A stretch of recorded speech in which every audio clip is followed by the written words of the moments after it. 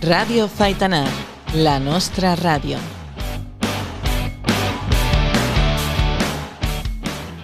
Buenos días, Faitanar. Somos Rocío, Nerea y Leire, y hoy os traemos una super noticia.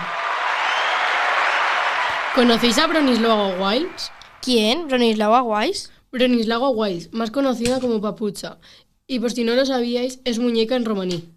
Ah, sí, fue la poeta gitana polaca y una de las primeras personas romaníes en publicar poesía por escrito. ¿Sabíais que no sabía ni escribir ni leer y aprendió sola? ¿Ah, sí? Sí, sus poemas, escritos en lengua romaní, reflejan la vida del pueblo gitano, la naturaleza, la memoria y el dolor del desarraigo.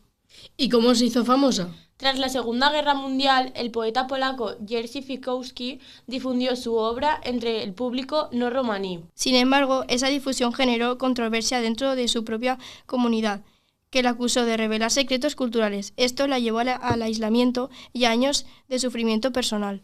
¿Y hoy en día es reconocida? Hoy Papucha es reconocida como una figura fundamental de la literatura romaní y un símbolo de la preservación cultural a través de la poesía. Nuestro granito de arena para que nuestra voz se oiga.